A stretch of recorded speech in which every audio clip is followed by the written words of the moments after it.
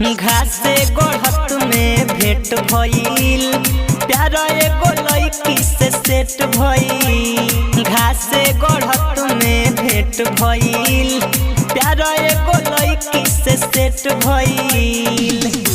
कि दियारा वाली दिल ले गइल, कि दियारा वाली दिल ले गइल। घासे गढ़त में भेंट भइल, प्यार एगो लड़की से सेट भइल। घासे गढ़त में भेंट भइल, प्यार एगो लड़की से सेट भइल। कि दियारा वाली दिल ले गइल, कि दियारा वाली दिल ले गइल।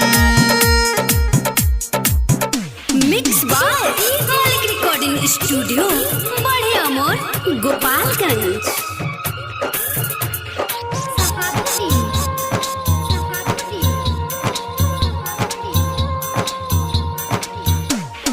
गइल रही घूमे हम दियारा में, देखते बसाली हनी जियारा में। हाय हेलो बात कुछ कैलस हो, आइल जब हमारा बुनियारा हो।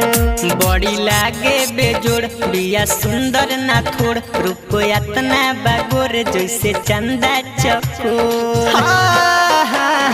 माले यार एकदम देहाती हो, देहिया ना जाने कौन माटी हो। माले यार एकदम देहाती हो, देहिया ना जाने कौन माटी हो। कि दियारा वाली दिल ले गइल, कि दियारा वाली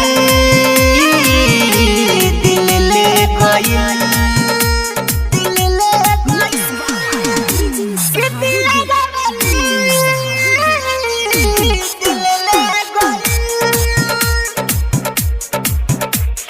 छोटन राजा सोचे कोई पहर से, गाँव न कम बाटे शहर से। मनवा में भइल बा बेचैनी रे, प्यार वाला ओ करे लहर से। डाहे मुए निरोज कोइल चाही प्रपोज, कहम आई लव यू जान जब आई मोरा सोझ। कहेले अरुण उजाला हो, रहले ना हमसे रहाला हो।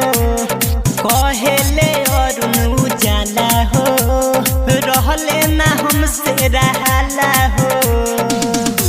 कि दियारा वाली